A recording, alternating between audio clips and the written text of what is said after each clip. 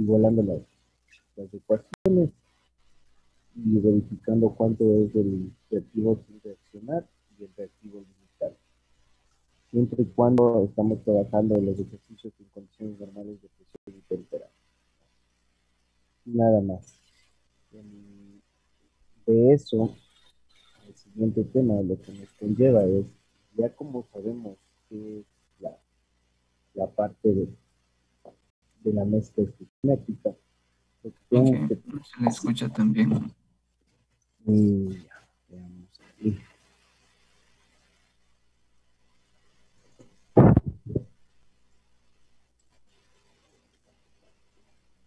No sé si me escucha mejor ahí, compañeros.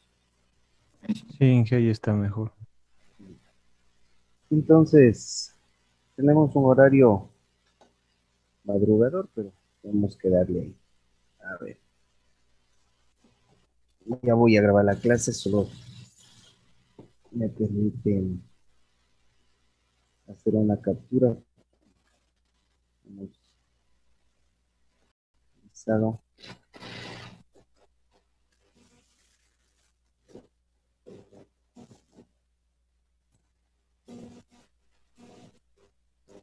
Mm,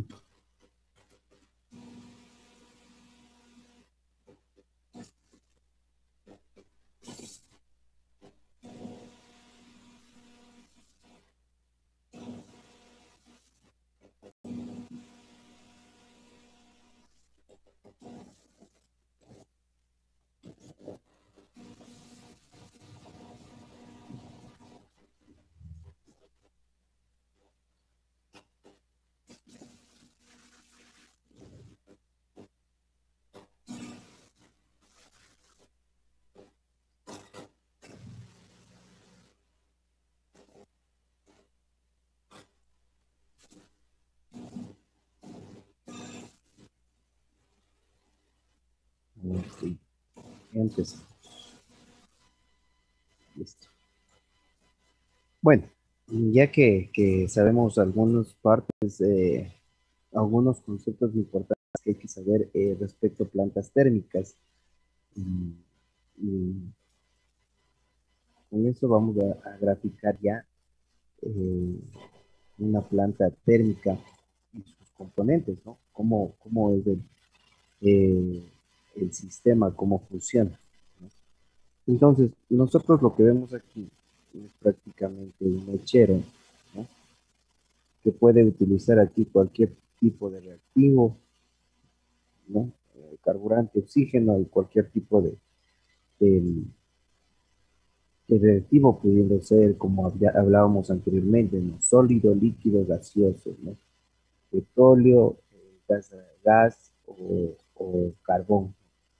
Y, y si hablamos de biomasa, directamente podemos utilizar algún tipo de biomasa. Lo que usted ve ahí, prácticamente eso es una turbina acuatubular, ¿no? Ya vamos a ver más adelante qué es una turbina acuatubular. Nosotros lo que tenemos es prácticamente hace un ciclo de retorno, ¿no? Del agua viene por aquí a una temperatura dada. Ese líquido, ese fluido baja a través de los tubos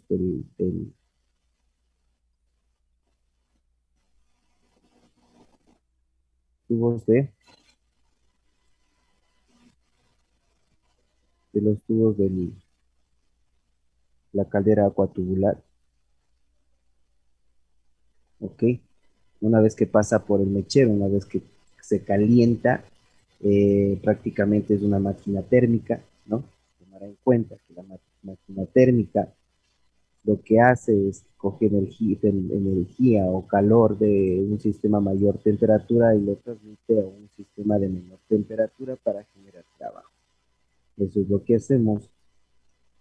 El fluido en este sistema ya tiene otra temperatura, ¿no? Ya tiene otra temperatura, ya no es solo agua líquida caliente, sino que ya podría ser agua líquida eh, con vapor. Es un sistema mixto, ¿no? Vamos a ver más adelante eso también. Y lo que nosotros tendríamos aquí es una bomba, ¿no? La bomba lo que va a hacer es prácticamente empujar acá y llega al reservorio. En este caso, llega agua vapor a este sistema. Aquí tendríamos agua vapor. Ya vamos a ver más adelante qué significa tener agua vapor. Lo que prácticamente tendríamos aquí es, por si acaso alguien decir, y ese líquido que viene por acá, es un líquido que ya fue utilizado, condensado, es el líquido condensado a menor temperatura de la que ingresa acá, ¿no? Menor temperatura. Entonces, lo que hace el vapor, como tiene más energía que el líquido, ¿no? Lo que hace es que viene a este sistema. ¿Qué es ese sistema? El calor que desprende esto, ¿no? El calor que desprende esto, los humus que desprende esto y que sale a través de la chimenea arriba, nuevamente vuelve a calentar al vapor. Entonces lo que tenemos ahí es un supercalentador, ¿no? Que lo que llegamos, ejemplo para que se tome en cuenta, la temperatura, tenemos 1, temperatura 2, la temperatura 2 es mayor que la temperatura 1, ¿no? Listo. Entonces, ejemplo, si la temperatura 1 tenemos vapor saturado,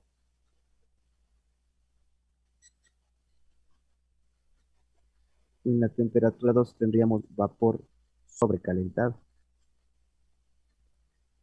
¿Qué significa? Que es un vapor seco y limpio, listo para ser utilizado. ¿Dónde lo vamos a utilizar? Pues lo vamos a utilizar acá.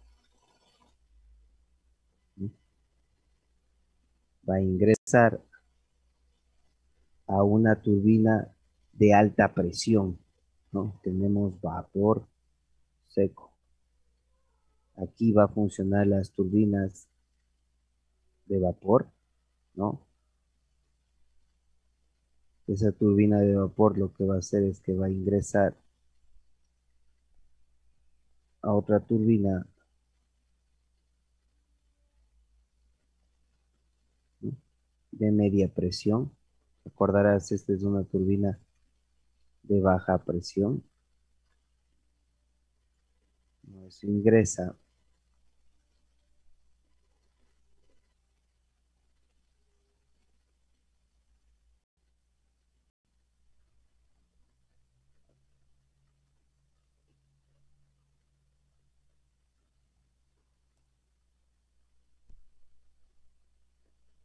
Eso ingresa perdón, esto era alta presión, e ingresa a otra turbina de baja presión. Y todo lo que usted ve aquí es una transmisión mecánica. Todo lo que está en plomo es una transmisión mecánica que lo que hace es producir esto movimiento. Ese movimiento, ¿a dónde se transmite? Se transmite a un generador. ¿Ok? Un generador eléctrico. Listo. ¿Cómo se transmite? Acá arriba, por si acaso, acá arriba, lo que nosotros tenemos es un sistema muy parecido al que está justamente abajito de él, ¿no? Que es un recalentador. Ejemplo, si este era un supercalentador,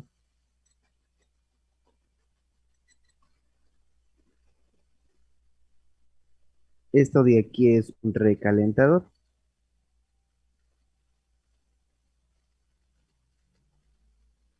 Ok, entonces,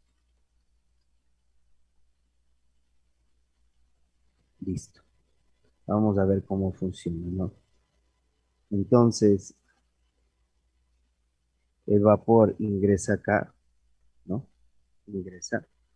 Le hace que esa transferencia de energía, esto es una turbina de flujo dinámico axial, entonces hace que se mueva, ¿qué es lo que sucede? Que nosotros en esta parte vamos a utilizar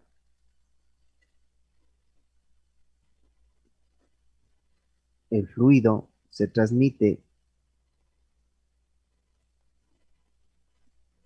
y el vapor, ¿dónde se va a dirigir? Se va a dirigir a dos lugares. Uno va a dirigirse al recalentador, no, y otro va a dirigirse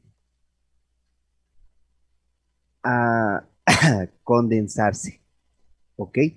A condensarse. ¿Por qué? Alguien ha de decir, a ver, entra vapor acá, producimos trabajo. Sí, pero todavía el vapor aquí, en este punto, todavía tiene energía. Va a haber parte de fluido que durante el trabajo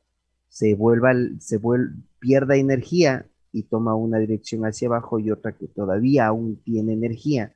Esa energía llega acá del vapor, nuevamente se calienta, se recalienta, perdón, nuevamente se recalienta el vapor y vuelve a tomar más energía. ¿Y dónde le inyectamos? Inyectamos en la turbina, inyectamos en la turbina de media presión, ¿no? Listo. Entonces coloquemos con flechas, que es más fácil, me parecería. Tiene por aquí, puede bajar luego de que ha sido utilizado, puede subir, puede entrar y sale con mayor energía, ¿no? Y nuevamente se repite el proceso, ¿no?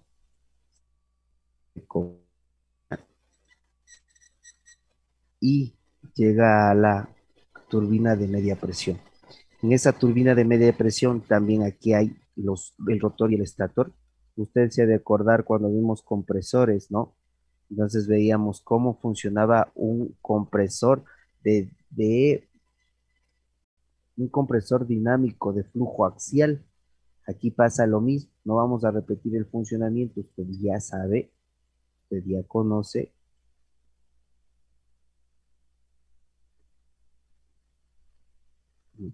Solo hablamos de forma general para hacerle recordar.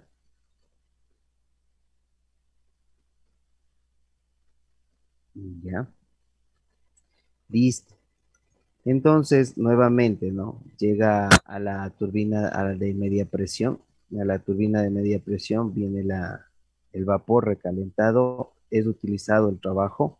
El vapor que aún tiene todavía tiene algo de trabajo para desarrollar, aún tiene trabajo para desarrollar, llega y se coloca o ingresa a la turbina de baja presión.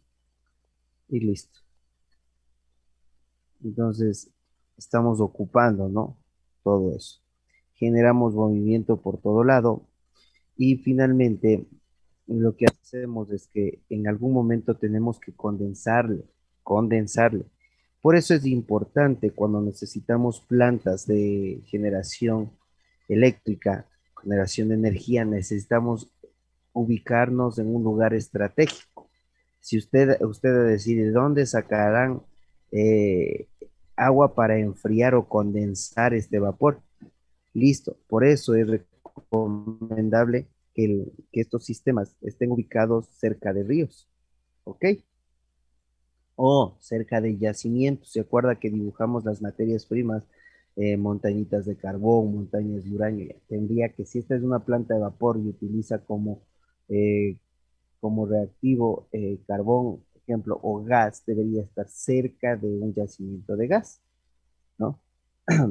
También cerca de donde va a ser transmitida la energía, ¿no?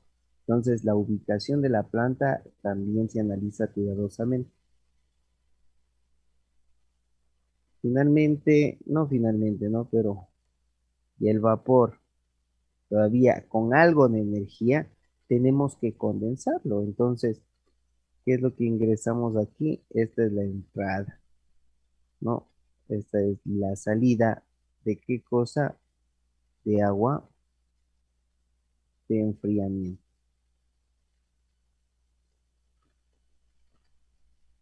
Entonces, tomar en cuenta, esto es un condensador. ¿Ok? Ya, lo que hicimos es enfriarle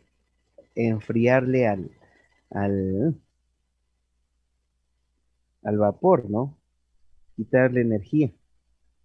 ¿Y qué es lo que hacemos? Que nuevamente retorne hacia el río, por ejemplo. Si está pasando un río por ahí, que retorne al río. Ok, en este punto nosotros ya tenemos agua tibia. Y en nosotros tenemos agua tibia.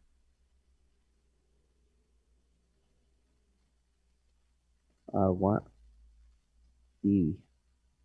Ok, necesitamos una bomba 2, ¿no? La cual, ¿qué va a hacer? Fijarás,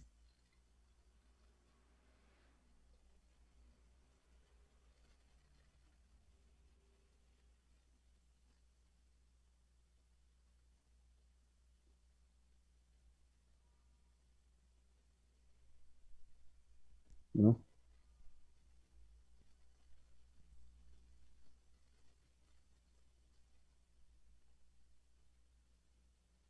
¿Ya? A ver, nosotros decíamos que de la turbina de alta presión todavía había vapor con energía, ¿no? Entonces, veamos qué sucede, a dónde se dirige. Estamos acá, estamos acá, fijarás, estamos acá. Entonces, la turbina de alta presión todavía a la salida de él tiene vapor con energía. Ese vapor con energía, ¿a dónde va? Como ya salió agua tibia, entonces aquí lo que tenemos, ¿no? Vapor, vapor, vapor, vapor, ¿ya? Pero el agua tibia que está ahí se utiliza de cierta manera, se utiliza para enfriar aún más el vapor que viene de la turbina de alta presión con más energía. Y los que lleguen a pasar el vapor que llegue a pasar, ¿a dónde debe de redirigirse? Se debe de redirigir o se va solo porque tiene energía al condensador. Una vez que ya se enfría, nuevamente regresa. ¿Ok? Entonces lo que tenemos aquí es tibia. Tenemos una bomba 3, ¿no? El agua aquí adentro se enfría por condensación. Acordarás, condensación, lo que nosotros vimos, ¿no? Ya vimos, viene el- el líquido, el líquido, el fluido gaseoso y lo enfría.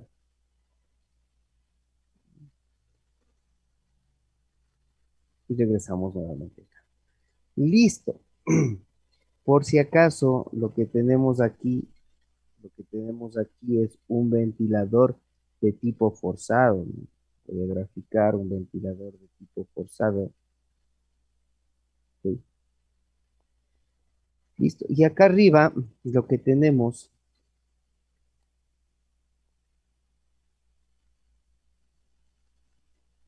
esto es un ventilador inducido.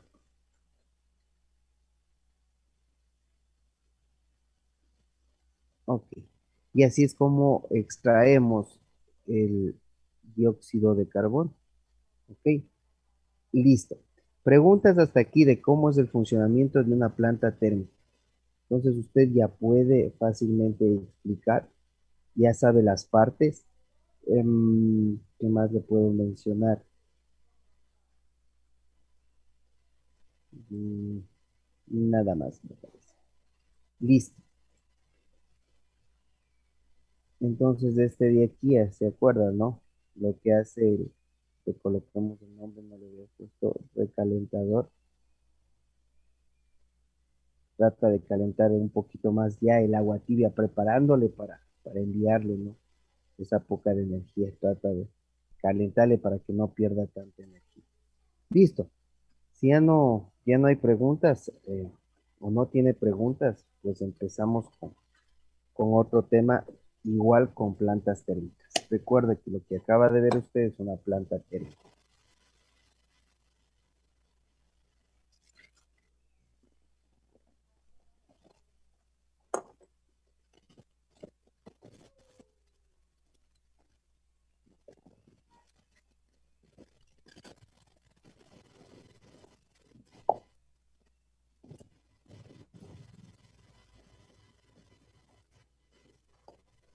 Listo. Ahora, lo que nos compete ver, no hay captura.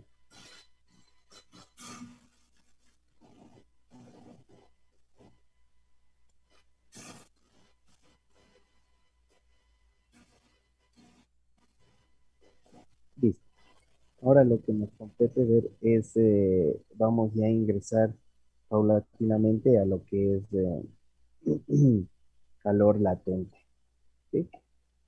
Entonces, dentro de calor latente, ¿qué es lo que vamos a ver? Algunos conceptos importantes para entender eh, lo que habíamos visto, latente. A ver, debemos saber que la energía de las moléculas de fase gaseoso tienen mayor energía que las moléculas de fase líquido. Entonces, coloquemos aquí, ¿no? Moléculas en fase gaseoso tienen, tienen mayor energía.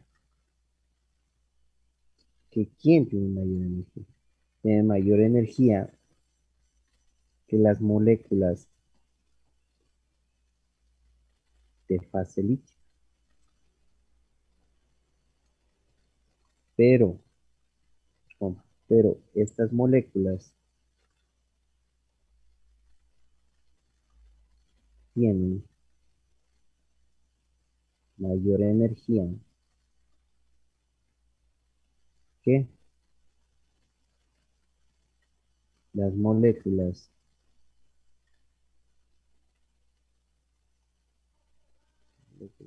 en fase sólida. ¿No? Entonces, ¿qué es lo que estamos diciendo? ¿Se acuerda que nosotros teníamos, venía aquí el agua, ¿no? Mandábamos a calentar aquí a la caldera, de la caldera ya venía con más energía. ¿Qué significaba? Que nosotros aquí teníamos líquido, pasa por la caldera y nosotros teníamos sólido, teníamos gaseoso. Entonces, para llevarle, para transportarle a un fluido líquido, ¿qué es lo que necesitamos? Utilizábamos nosotros una bomba, ¿de acuerdo? Una bomba, ¿no? Un motor, ¿ya? Porque ella no se puede trasladar por sí misma. Entonces, cuando es gaseoso, el fluido ya se hizo gaseoso, se puede ella sola mover o desplazarse. Tiene mayor energía. A eso es lo que hace referencia a lo que nosotros acabamos de decir al comienzo. De lo que se acaba de mencionar en la parte de arriba, un ejemplo así fácil, ¿no? Un ejemplo así fácil es, por ejemplo, este. Vamos a poner prácticamente lo que vimos al inicio de neumática hidráulica, ¿ok?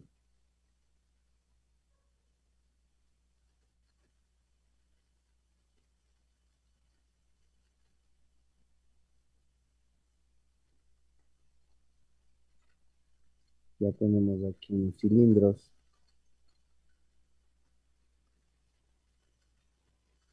en diferentes comportamientos, ¿no?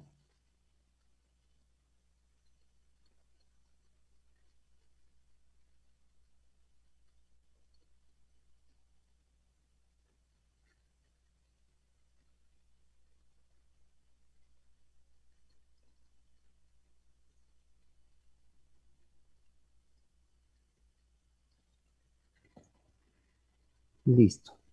A ver, vamos explicando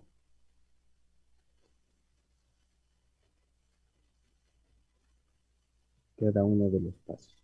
A ver, si yo tengo o hago el análisis a una presión de una atmósfera, ¿no?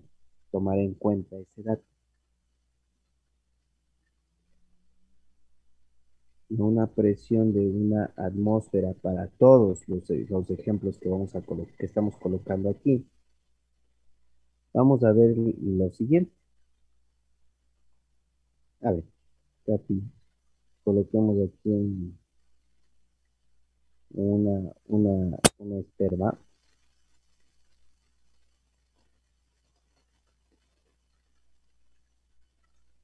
Ok, coloquemos aquí su juego respectivo. Listo, ya. A ver, si están todos a una presión atmosférica y a el primero nosotros no le añadimos, al primero no le añadimos, que no le añadimos calor, ¿qué es lo que pasa? Que la temperatura va a ser menor a 100 grados centígrados, teniendo base 100 grados centígrados, ¿no? Si es que yo tengo una presión a una atmósfera en el segundo caso, ¿no? Y esta llama genera una temperatura, una energía tal que la temperatura del fluido llega a 100 grados centígrados. Esto de aquí es agua. ¿Qué fluido tenemos? Agua. Si llega a 100 grados centígrados, no, nosotros tenemos en la misma cantidad de agua, aquí le he dibujado un poco mal, tenemos la misma cantidad de agua justo en el instante tal, pero ya tiene otra temperatura, que ya subió a 100 grados centígrados, ¿no? Volumen que en el anterior,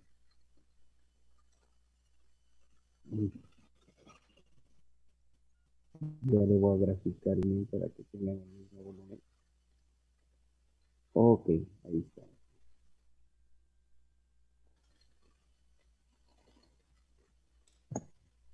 Ya. Y en el tercer caso, ¿no? Tenemos los mismos 100 grados de temperatura, pero es la misma temperatura de la fase 2, pero en la fase 3 tenemos dos situaciones. Puede darse en un instante dado T que los 100 grados solo sea líquido y en el otro sea líquido y gaseoso. Entonces, nosotros podemos tener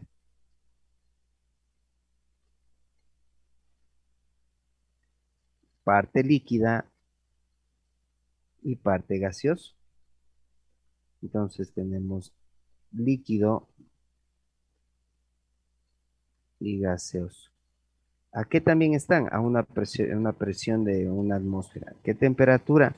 Una temperatura igual a 100 grados. Entonces, si nos fijamos con la misma temperatura, nosotros podemos tener líquido solo o una fase mixta. ¿Ok? ¿Qué pasa si le dejamos más tiempo? Luego de un tiempo pasamos ya a la fase 4. En la fase 4 lo que tenemos es que tenemos igual una presión de atmósfera, pero en este momento ya únicamente tenemos vapor, ¿no? Puede darse. En este caso, a una temperatura igual de 100 grados centígrados, podemos tener incluso etapas que solo tengamos gas, ¿no? En este momento, ¿qué es lo que pasó cuando calentábamos un gas? Cuando hablábamos antes, ¿no? ¿No? El volumen se expande, ¿no? Se expande. Y si usted está fijándose, todas las presiones estamos trabajando a presión constante, ¿no? Entonces es un proceso isobárico. Usted ya vio esto en compresores. Listo. Puede ser que yo también tenga solo vapor, pero esto de tener solo vapor puede suceder cuando la temperatura sea mayor a 100 grados. Ahora sí, todas tienen un nombre, ¿no? La primera, estamos hablando que es un líquido comprimido.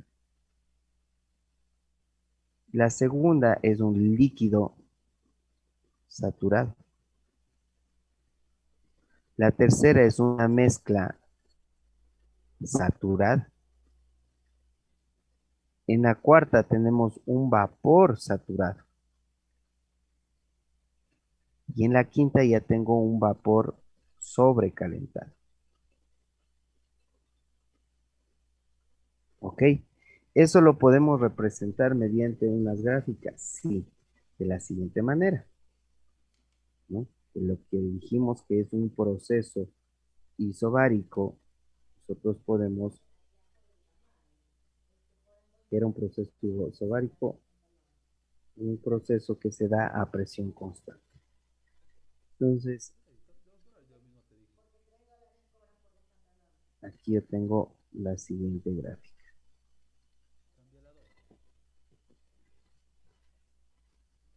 Entonces, tengo temperatura y tengo volumen específico. Ok, entonces en el punto 1 yo me encontraría por aquí en ese grado de temperatura y con ese volumen es pequeño. A medida que yo voy calentando, el volumen va aumentando, ¿no? Hay un momento en el cual yo me quedo constante, hay un momento en el cual subo prácticamente. Entonces, este es el punto 1, este es el punto 2, esto es el punto 3, esto es el punto 4 y llegaría yo hasta un punto 5 de los procesos que hablamos, ¿no? Entonces, si nos fijamos, tendría yo aquí líquido comprimido.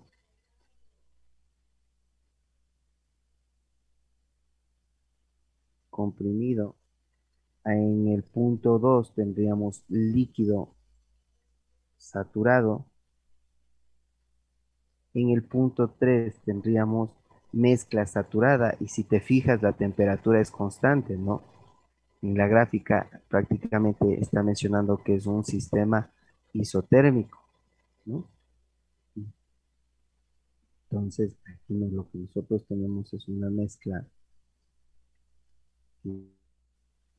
saturada, líquido vapor.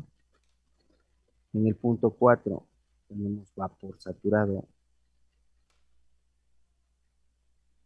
Y en el punto 5 vapor sobrecalentado. ¿Ya? Listo, es una gráfica de presión constante.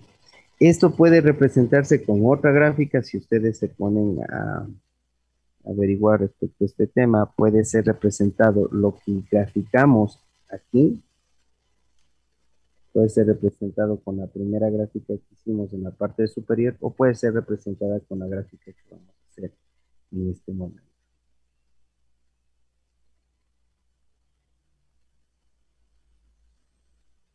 ¿Ya? ¿Qué es lo que menciona esta gráfica? Que todo lo que esté acá, igual no, esto es temperatura y esto es volumen. Que todo lo que esté acá es líquido comprimido. Todo lo que esté fuera de la línea. Lo que está en la línea, lo que está en la línea, sobre la línea, esto de acá es líquido saturado. ¿Ok? Lo que está sobre la otra línea, esto es vapor sobrecalentado, esto y todo lo que está acá. Y lo que está en el medio es una mezcla saturada, líquida, vapor. ¿Ok? Entonces coloquemos los nombres. Líquido comprimido. Luego tenemos líquido saturado.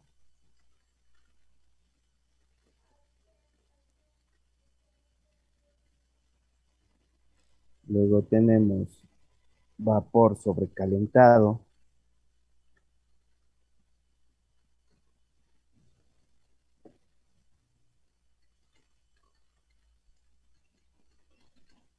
Sobrecalentado. Y lo que tenemos en el medio es una mezcla mezcla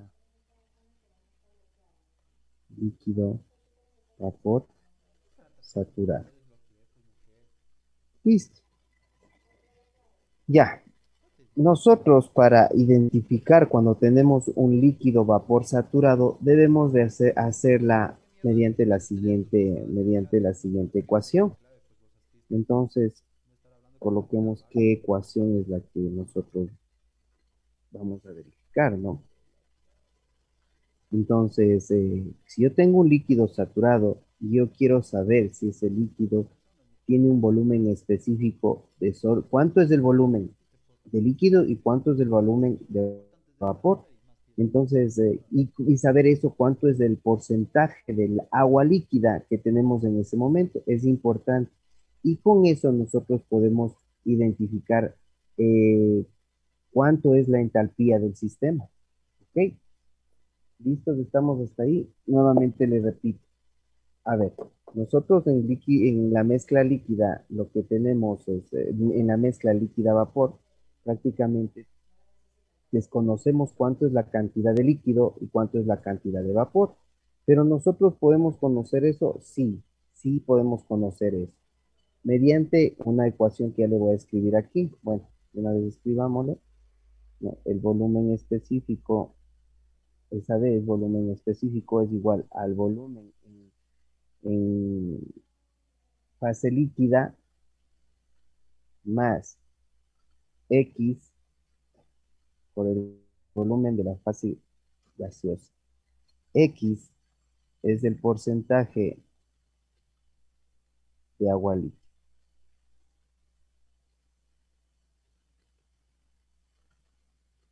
¿Ok? Con esa ecuación, colocamos la ecuación 1. Con esa ecuación, nosotros podemos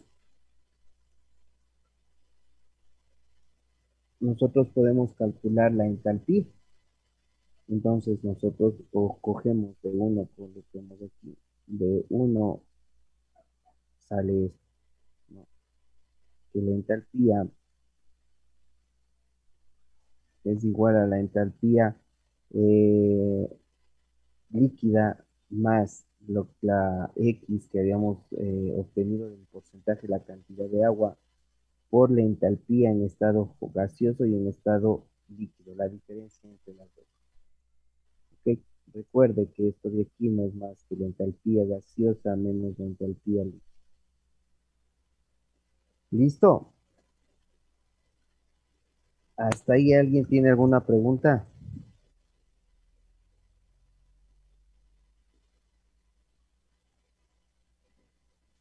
No, Inge. Ya, ¿qué es la entalpía? La entalpía prácticamente es una magnitud térmica que usted está viendo en este momento, que es térmica. Y bueno, es el flujo de la energía que se da en los procesos con presión constante. Cuando nosotros tenemos un trabajo de presión y volumen, lo que estábamos hablando. Prácticamente la entalpía es la cantidad de energía de un sistema. Entonces, queremos saber cuánto es la energía de un sistema. ¿Ok? Eso es lo que vamos a desarrollar, sí. Para eso nosotros tenemos que valernos de algunas tablas termodinámicas. ¿Ok? Entonces, ¿para qué sirve todo esto? Todo esto sirve para entender cómo funciona una planta térmica. Si usted se dio cuenta, teníamos en la planta térmica, en el proceso de operación, teníamos líquidos comprimidos, ¿se acuerda cuando ya salía del condensador? Ahí tengo un líquido comprimido porque la temperatura es menor a 100 grados. Posteriormente ya comienzo a calentarle, ¿no? Ya tengo un líquido comprimido, ¿se acuerda en el tanque? Le voy a graficar aquí el tanque, ¿no? Nosotros teníamos líquido y vapor. Puede ser que en un instante dado yo tenga líquido saturado, una mezcla saturada, ¿ok? ¿Se acuerda cuando ya sale de aquí solo el vapor? Ya sale vapor, ejemplo, no digamos que sale el vapor a 100 grados, tenemos un vapor saturado y le mandábamos al supercalentador. El supercalentador, ¿qué hace? Le calentaba, ¿no? Valga la redundancia. Entonces llegaba, ejemplo, más de 100 grados. Que tenemos un vapor seco y es un vapor sobrecalentado. Y si entre más nos pasamos energéticamente hablando, Para acá está la energía, ¿no? Hacia la derecha. Entre más. ¿Y qué es lo que necesita la turbina de vapor? Energía. ¿Ok? Necesita vapor seco, vapor sobrecalentado. De lo dicho anteriormente, voy a borrar esta parte. Ya puedo borrar, ¿verdad? Para explicarles ahora lo siguiente. Verá, usted ya tiene las fórmulas, usted ya puede desarrollar esta parte. Si se le pone un ejercicio, usted ya puede entender de acuerdo a la gráfica. Puede ser que se le dé un ejercicio con las gráficas. Usted ya sabe en qué sistema nos encontramos.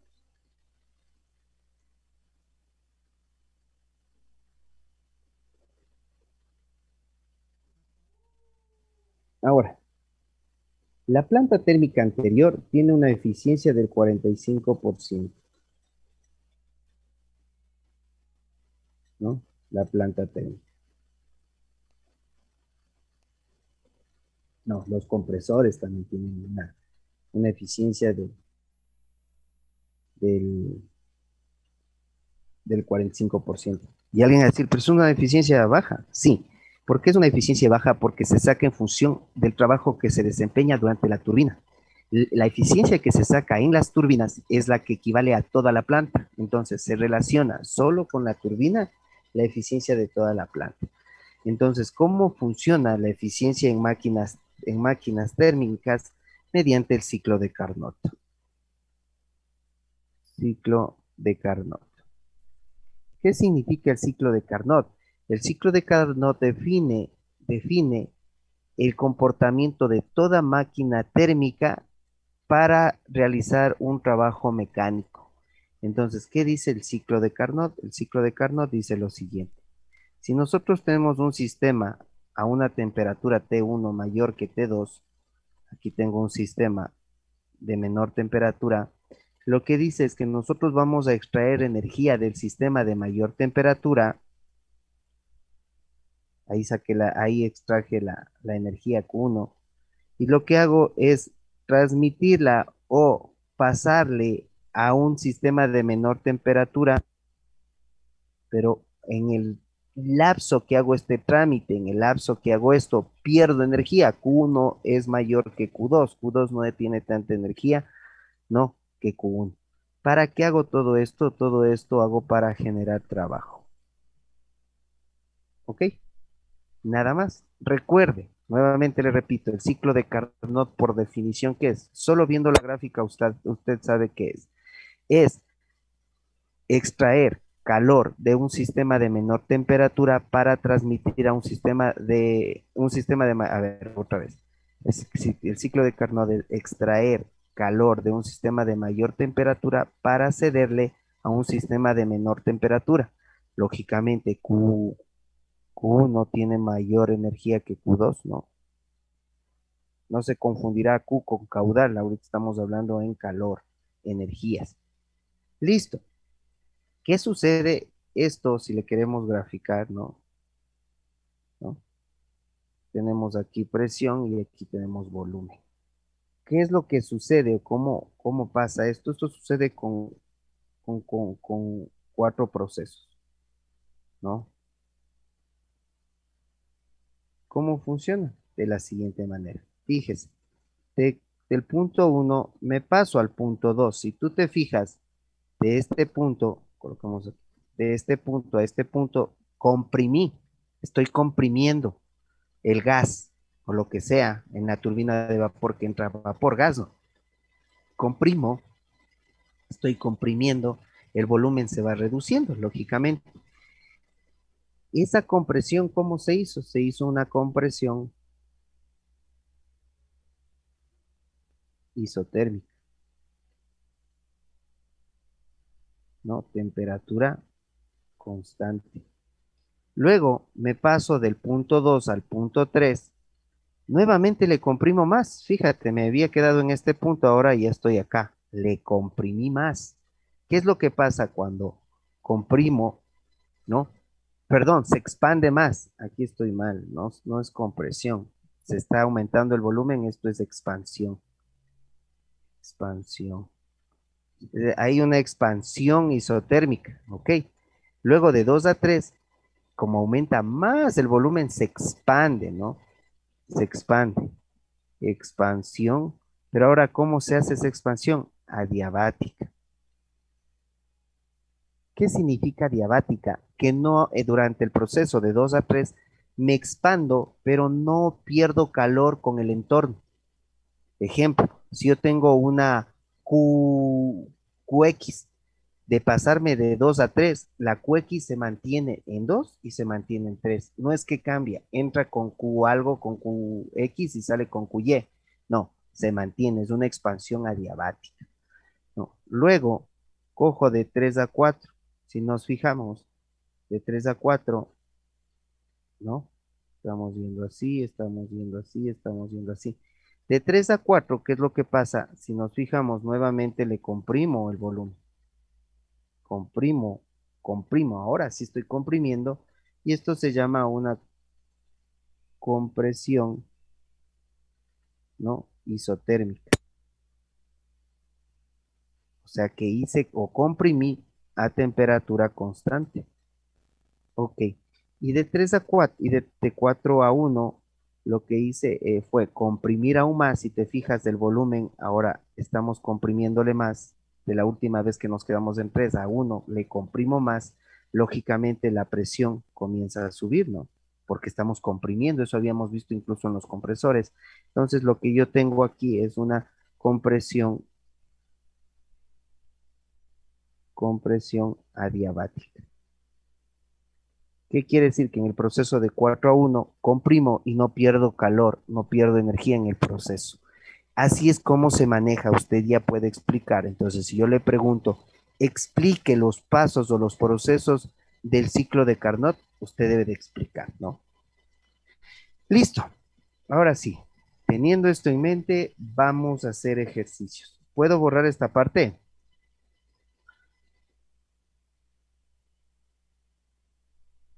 Sí, Inge. Ya.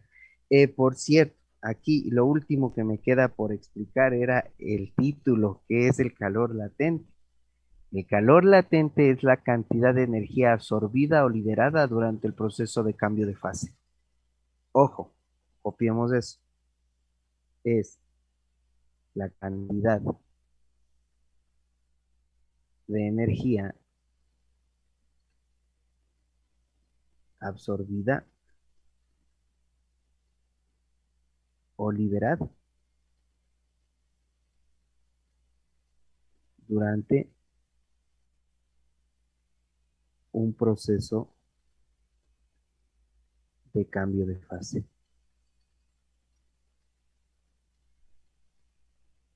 Ejemplo, entonces cuando nosotros habíamos graficado todas esas botellitas con la esperma abajo, ahí tenemos calor latente, porque estamos haciendo en todos los procesos que absorbe energía de la vela y luego la libera, empujándole hacia arriba, ¿no? Empujándole hacia arriba al pistón. Eso veíamos, ¿no? Por eso iba ganando volumen, expansión, se iba ganando volumen. En la planta térmica pasaba eso cada instante. Entonces, si yo le pregunto, ¿existe calor latente en una planta térmica? Constantemente. Ponga un ejemplo, entrada y salida del supercalentador, pues, o entrada-salida de un condensador. En el supercalentador, ¿qué es lo que hacemos? Entra vapor saturado y le cambiamos de fase a vapor sobrecalentado. En el condensador, ¿qué entra? Entra vapor, ejemplo, saturado y sale líquido comprimido. Hay cambio de fase, ¿sí se da cuenta? Entonces sí tenemos un calor latente. Listo. Entonces ya sabemos otra definición más para poder defendernos en la vida. Listo, voy a borrar esta parte y, y para empezar a hacer ejercicios. Listo.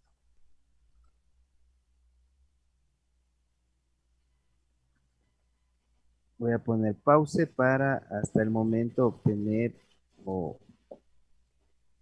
o, sa- o- o sacar lo que yo necesito, ¿no? Lo que necesitamos para tener listo.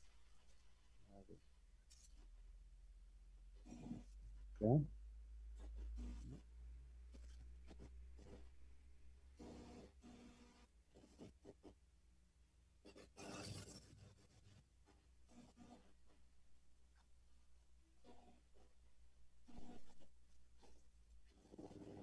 Listo, ya tenemos.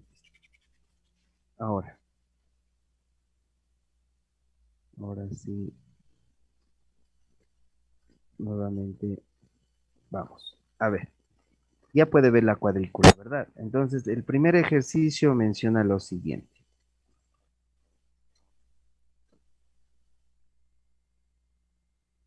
En un recipiente contiene agua líquida. Ya nos está dando un dato. Saturada, ¿no? A una atmósfera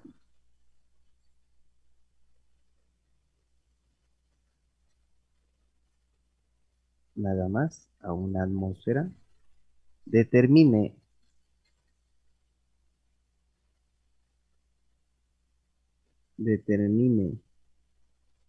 su temperatura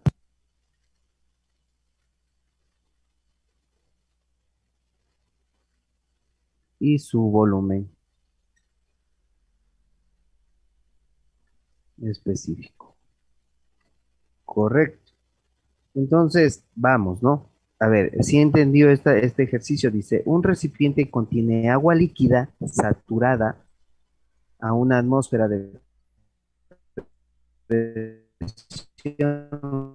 lógicamente debería ser. Vamos a encontrar esto si no tenemos datos, lo único que nos dice que es agua líquida. Entonces, para eso vamos a hacer lo siguiente. A ver, considerando nuevamente esta pregunta, ¿no? No estaba grabando, en este momento sí, para que quede guardado. Tenemos un recipiente que contiene agua saturada a una atmósfera. Determine su temperatura y volumen. Como no tenemos datos, lo único que nos dicen es esto. Nosotros utilizamos tablas térmicas. Entonces, empezamos con las tablas térmicas.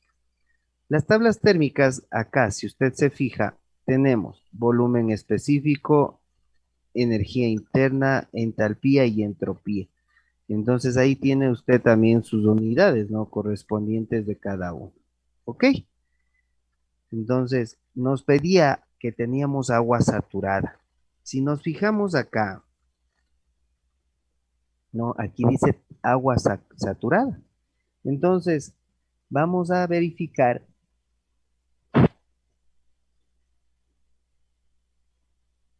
agua saturada. Pero nos daba de dato que estaba a un...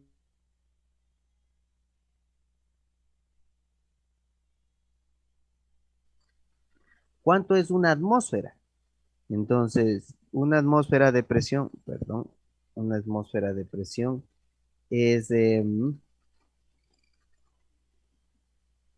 ¿puedo subir? Sí, una atmósfera de presión es 0,1325 kilopascales. Entonces, alguien diría, verifiquemos en esta columna, porque aquí dice presión, hasta encontrar los 101,325 kilopascales. Entonces, si se fija, no hay aquí en ningún lado, hay los 100,1325, lo que hay es 100,1.42, ¿no? No hay. Entonces, bajo a la siguiente tabla, y en la siguiente tabla, fíjate, la presión sigue aumentando, entonces no es por ese lado, porque ya nos pasamos de los 101, ya estamos hablando aquí ya prácticamente de 1000, 2000 kilopascales, ¿no? Ya nos estamos pasando. Entonces, lo que nosotros hacemos es prácticamente irnos a la tablita, pero ahora de tabla de presión, igual para agua saturada, y aquí buscaría yo. ¿Ok? Entonces, buscaría mis 100,1.325 kilopascales. Eso representa una atmósfera. Fíjate, y encontramos esto. ¿Ok? Hasta aquí alguien tiene alguna duda. Verá, que luego usted tiene que utilizar estas tablas, ¿no? Entonces me bajo, veo presión, busco, aquí es igual una atmósfera de presión, así igual a 100,1.325 kilopascales. Listo, me dice, ¿cuánto es la temperatura?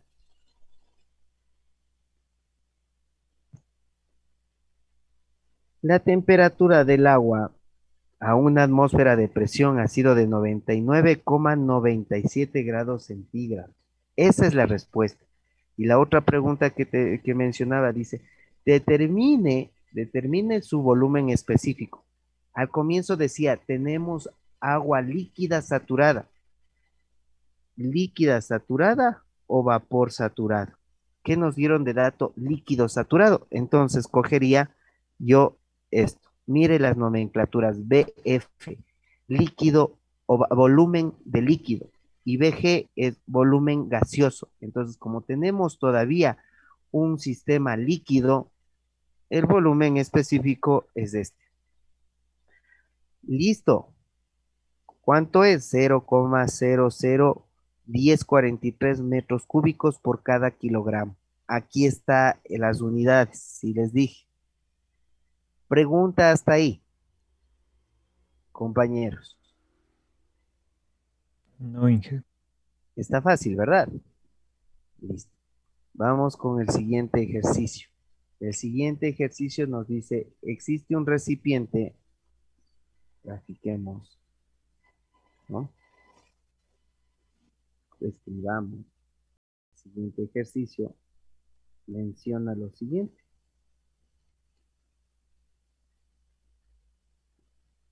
¿no? Un recipiente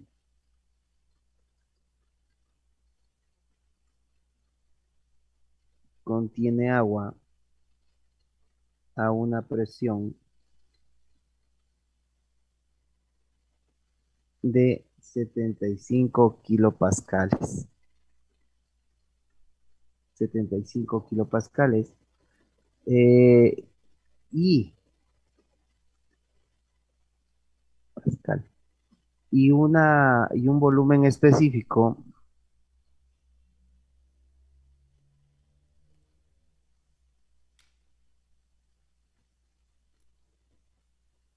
de 1,5 metros cúbicos por cada kilogramo. Determine. ¿Qué nos van a determinar? Su temperatura y entalpía específica. Determine su temperatura y volumen específico. Ok. Entonces, listo. 75 kilopascales, volumen específico es de 1,5. Vamos a determinar la temperatura y el volumen específico. Vamos con las tablas. A ver, nos dice que tenemos un recipiente que contiene agua a presión de 75 kilopascales, ¿no? No nos ha dicho si es que es de agua saturada, vapor sobrecalentado.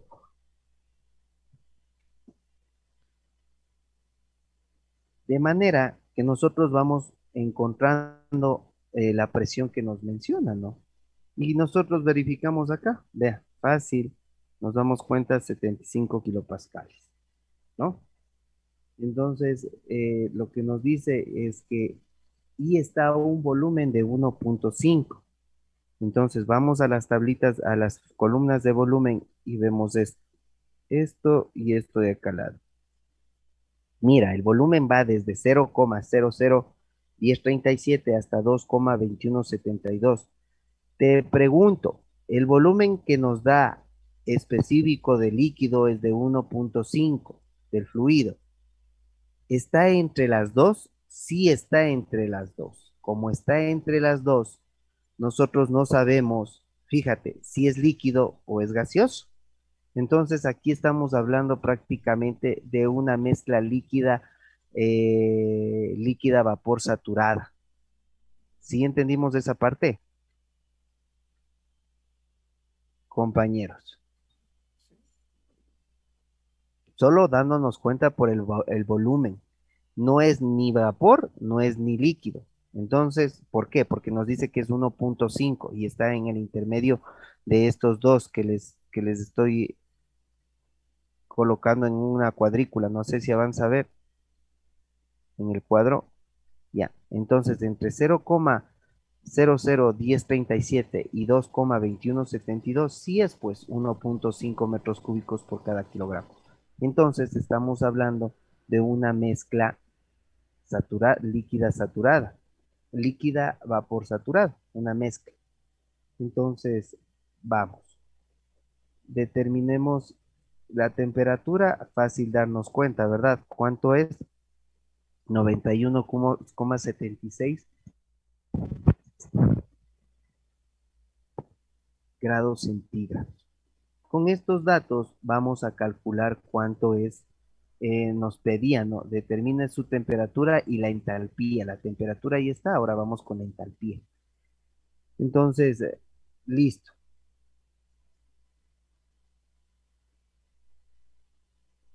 Vamos a hacer el cálculo.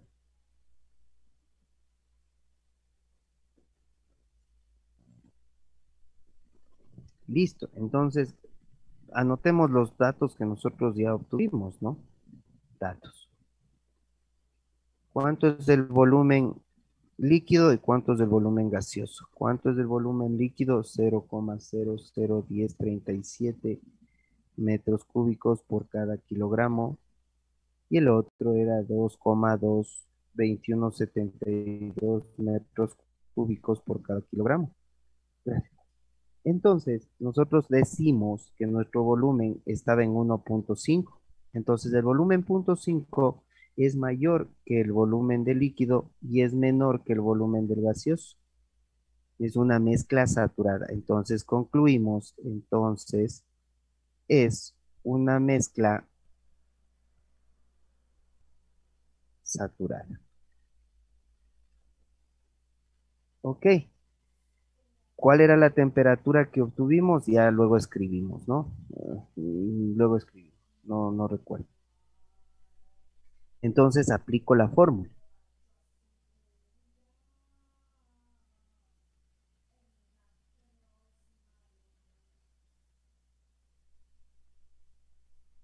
¿Ya?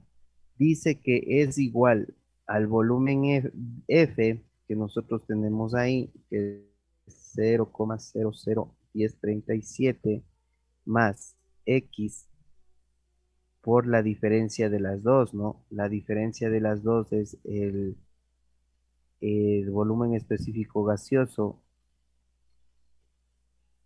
menos el 0,001037. Listo. ¿Cuánto es el volumen específico del problema? 1.5. Con eso nosotros podemos calcular X. X nos sale 0,67 aproximadamente, lo que quiere decir que el 67% es agua. ¿Pero agua qué? Saturada. ¿Ok? Fácil. Recuerde que el X nos da el porcentaje de la fórmula que habíamos dicho anteriormente. El X nos da el porcentaje del líquido saturado. Entonces prácticamente nos dice que 67% de lo que está en ese recipiente, a esa presión y con ese volumen, el 67% es de agua saturada. Ya el resto o el 33% sería vapor saturado. Ok. ¿Cuánto es la entalpía? Usted sabe que la entalpía, si no hablamos hace un momento, sabemos que es la entalpía en la fase, en la parte líquida más X por la diferencia de la entalpía gaseosa menos la líquida, ¿no? Nuevamente usted puede aplicar esa definición, coloquémosle con todo FG es igual para que usted tenga pendiente, tenga sus anotes, es HG menos HF. Ok, Entonces, vamos a verificar cuánto vale HF y HFG. Entonces, vamos a las tablas. Y rápidamente nosotros nos habíamos quedado en esta fila y vamos a la parte de entalpías, ¿no? A la parte de entalpías. Entonces, a entalpía HFG y de una entalpía HF. Entonces, ocupo las dos, ¿no? Yo ocupo las dos. ¿Ok? Entonces, tengo una entalpía cuando te es líquida que es de 384,44 kilojoules por cada kilogramo.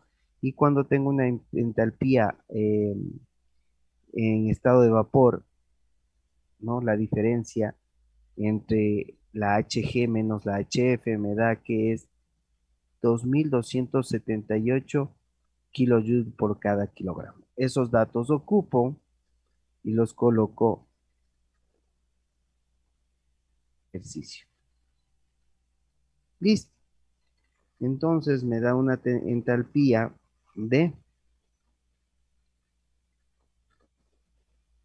1925,22 kilojoules por cada kilogramo. ¿Ok? Ya obtuvimos nuestra entalpía que nos pedían y la temperatura que por cierto nos falta obtener es de 91,76. Entonces es de 91,76 según las tablas, ¿no? Y la temperatura es de 91,76 grados centígrados. Alguien, por si acaso, a decir, pero Inge, usted decía que en el anterior teníamos vapor, mezcla saturada a 100 grados, pero era con una atmósfera de presión. Recuerde que yo puedo variar la presión y hacer hervir el agua, incluso con menos, el agua normal, a temperatura ambiente le puedo hacer hervir cambiando la presión, ¿ok? Entonces tomará ese dato en cuenta. Listo. Entonces, con esto nosotros podemos hacer, ya como ya entendió, podemos hacer otro ejercicio, ¿no? Vamos con otro ejercicio. Esta parte ya puedo borrar. Sí, Inge. Sí. No hay preguntas, ¿verdad? Porque ya me mandan a borrar. Ya, vamos con lo siguiente. Ahora, veamos. Si el agua en un recipiente, coloquemos, ¿no? Si el agua en un recipiente, si el agua en un recipiente eh, tiene una presión de 50 kilopascales, ya estamos ya más grande, a una temperatura de 225 grados centígrados. Determine el volumen específico y la entalpía. Ok.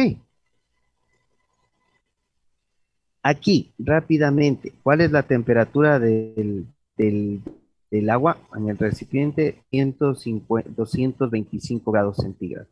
Estamos hablando prácticamente de vapor sobrecalentado. Ojo, ya no estamos hablando de vapor saturado. Entonces, ¿qué hacemos? Nos vamos a nuestras tablitas de vapor sobrecalentado, ¿no? A ver, aquí fíjate acá arriba donde dice tabla, arriba del número 918, izquierda superior, dice abajo tabla A5 y abajo dice vapor saturado, no, agua saturada, perdón, agua saturada. Entonces vamos a buscar algo que mencione sobre vapor sobrecalentado. En esta tabla que también menciona agua saturada, no es esta. La siguiente, mira, vapor sobrecalentado. Entonces aquí nosotros debemos buscar los 50 kilopascales, ¿no? Fíjate aquí, ¿no? Esos son los 50 kilopascales, los pascales a la cual está esa temperatura. No hace referencia a otra situación, pero no a la de este trabajo. Nuevamente, arriba tenemos volumen, energía interna, entalpía y entropía, ¿ok? En cada uno de estos, ¿no? Entonces, 50 kilopascales, y todos los datos que están dados aquí están en megapascales, ¿no? Fíjese, megapascales, entonces le tenemos que transformarnos. 50 sería 0,05 megapascales. Buscamos 0,05 primero. Si ve, tenemos 1,6, 1,8, 2, 2,5, 3, 3,5. Aquí está. Entonces, fíjese, ¿no? Presión de 0,05 megapascales o 50 kilopascales. ¿Cuánto nos dijo la temperatura que está ese líquido, ese agua en ese recipiente? Está a 225 grados centígrados. Entonces busco aquí en temperatura, ¿ok? Toda esta columna. ¿Ya? Entonces busco, fíjate, aquí no hay. ¿Qué es lo que tengo? Lo más cercano es 200 y 250. Entonces, me tocaría hacer el promediado de esas dos, ¿ok? Entonces, fíjese, me pide el volumen específico en la misma fila y me pide la entalpía. Entonces, ocupo las dos y saco yo el promedio, ¿no? Entonces, 4,82206 más 4,3562. Igual dividido para 2. ¿Cuánto es? 4,588 metros cúbicos por cada kilogramo es la primera respuesta del volumen específico, acá arriba. Y ahora de la entalpía, sumo las dos y divido para las dos, lógicamente, ¿no? Porque ahí estaría la temperatura de 225 grados centígrados. 2877,8 más 2976,2 dividido para 2, tenemos una entalpía de 2927 kilojoules por cada kilogramo. ¿Ok? Hasta aquí, ¿alguna duda? Fácil cómo obtener estos valores. No, usted ya sabe, dividido para 2, sí, 2927 cerrados. Esos datos los escribimos en nuestra respuesta. ¿Cuánto nos sale el volumen específico? Este volumen y la entalpía. El volumen nos salió 4,55, 4,588 metros cúbicos por cada kilogramo.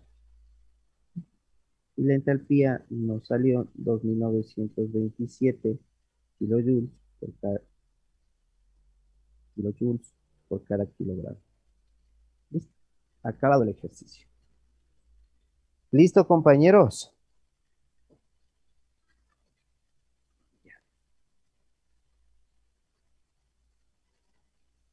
Inge, una duda. Claro, diga. ¿Por qué en este ejercicio le puso como eh, agua sobresaturada, Agua sobrecalentada, vapor sobrecalentado? sobrecalentado, ya. ¿Por qué? Porque nos damos cuenta de esto. Fíjate, estamos hablando de 225 grados centígrados. Entonces, si ya estamos a esa temperatura, quiere decir que ya pasamos los, los 100 grados, ¿no? Y em, nosotros podemos tener en ese instante solo vapor seco, vapor saturado, sobresaturado. Entonces, solo ahí te das cuenta de lo que habíamos dibujado, ahí ya nos damos cuenta. ¿Ok?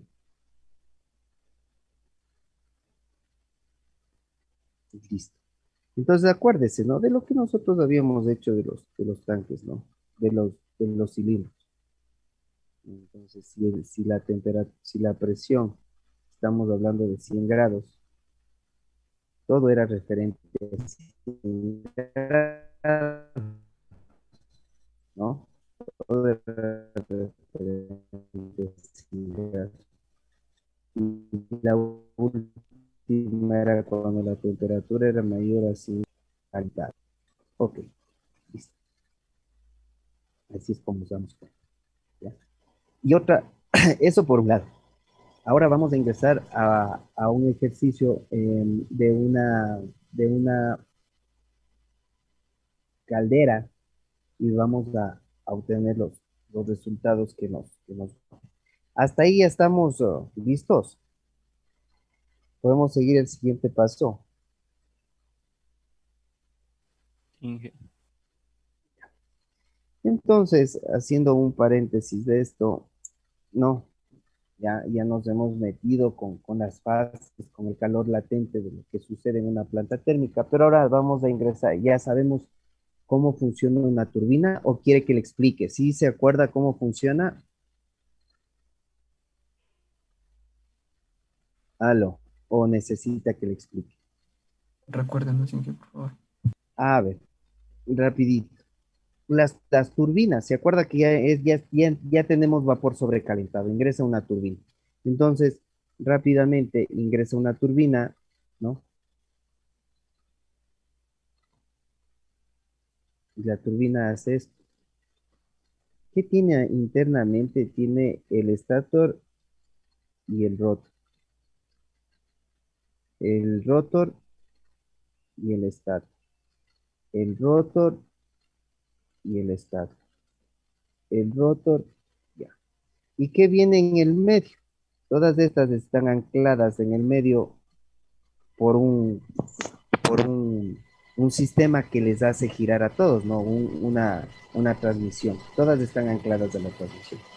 Cuando pasa el fluido, ¿no? Cuando pasa el fluido ya seco, el vapor seco, perdón, por aquí, ¿no? Viene el vapor por aquí,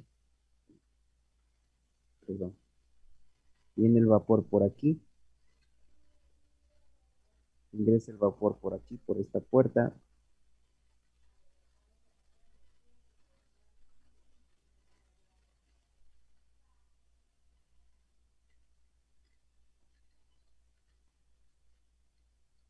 Ya, ¿cómo funciona? ¿Cómo es el trabajo? Rapidito.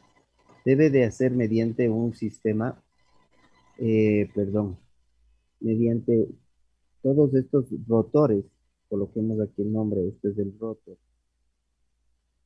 y estas cosas de aquí como limitas desde el estator. Entonces, para que se dé el movimiento axial y el propio movimiento mueva esta transmisión y se genere una velocidad angular, lo que necesitamos es una fuerza de empuje. ¿Quién me da esa fuerza de empuje? Pues esa fuerza de empuje lo que nos da es el propio fluido.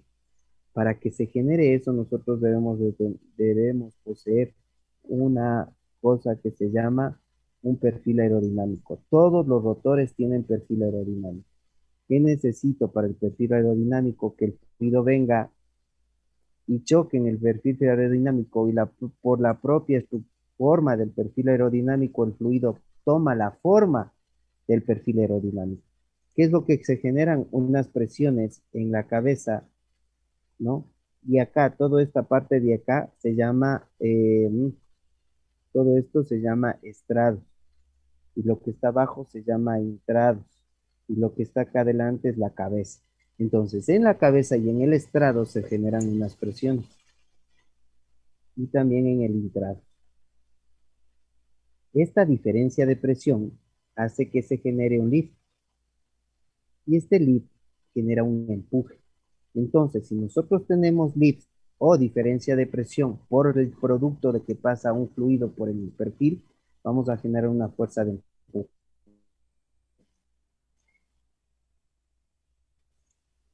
Decíamos, nosotros vamos a generar trabajo, porque ya tenemos fuerza, y eso va a hacer que mueva a la tracción mecánica que nosotros tenemos en color lila.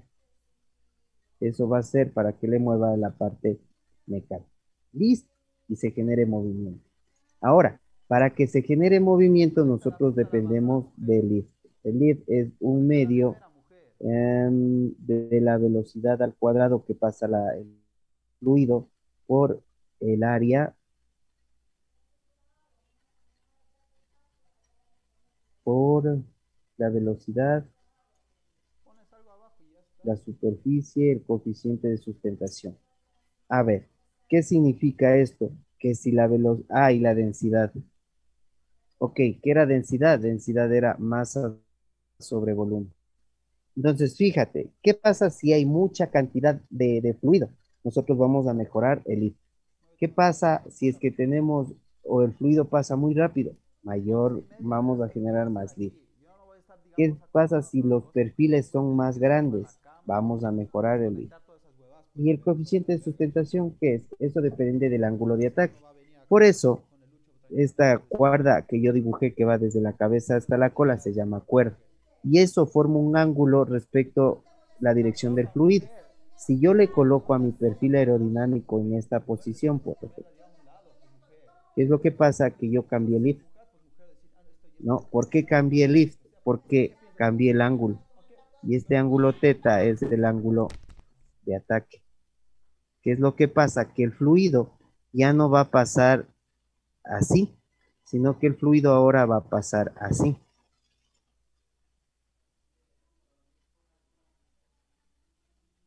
Si ve que hace un cambio, pero en este cambio se hace unos torbellinos. Y eso se llama el fluido que no está laminar, sino está turbulento. Y esa turbulencia lo que genera es que ya no genero una fuerza, no en la dirección que estaba hacia arriba, sino que genero una fuerza en esta dirección. Y eso se llama resistencia. Entonces, por elevar mucho el ángulo de ataque, generé una resistencia. Sí hay cómo elevar, pero hasta cierto punto. ¿Ok? Dependiendo del perfil aerodinámico, usted puede ir subiendo el ángulo de ataque y ya. Si es que yo bajo el ángulo de ataque, ejemplo, yo dibujo así, ¿no? Abajo respecto a la horizontal, ¿qué es lo que sucede? Que en ese momento voy a generar no una fuerza hacia arriba, sino generaría una fuerza hacia abajo y giraría el motor al otro sentido. Ok, entonces las álabes del rotor, de la turbina de vapor están colocados, los rotores están colocados con un ángulo de ataque tal que cuando ingrese el vapor solo se mueve en una sola dirección. Ok, listo. ¿Ya se acordó? Ya se acordó. Entonces, usted ya sabe qué es, cómo funciona una turbina de vapor, ya sabe cuáles son los cambios de fase que se producen en una planta térmica, sabe qué es el calor latente y a continuación vamos a ver qué son las calderas y los tipos de calderas que nosotros tenemos acuatubulares y pirotubulares. ¿Ok? Y también me olvidaba que usted ya sabe el ciclo de Carnot, que ocupa perdón, ciclo de Carnot, que ocupan todas las máquinas térmicas para producir trabajo. Preguntas hasta aquí.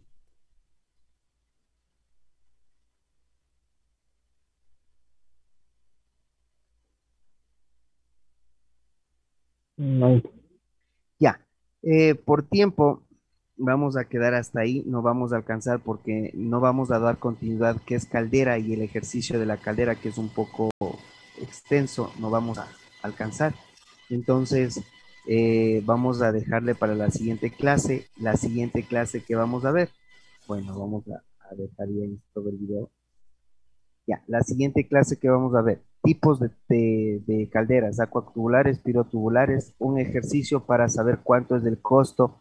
¿Se acuerda que nosotros habíamos dicho que el 73% de la energía que utilizamos en el país es eléctrica, pero que nosotros ocupamos en las plantas pico, en las zonas pico, 1 hora o 2 horas, ocupamos las termoeléctricas. Dentro de las termoeléctricas teníamos dos. La una que funcionaba con combustión interna, con diésel, y las otras que utilizaban vapor. Ya, aquí están las de vapor. Y vamos a ver, mediante utilizando gas natural, cuánto es para consumir el vapor, ¿no? Vamos a ver cuánto es lo que uno se consume al final del año respecto a los valores que están ahorita del gas natural en línea. Nos metemos a ver cuánto vale el metro cúbico de gas y vemos cuánto es lo que nosotros, cuánto es lo que el país gasta por utilizar plantas térmicas. Posteriormente a eso, lo que ya ingresaríamos es a energía de biomasa, ¿ok? Y ahí ya nos plantamos unas 2 clases hablando de eso. Listo. Si no hay preguntas, nos quedamos hasta ahí.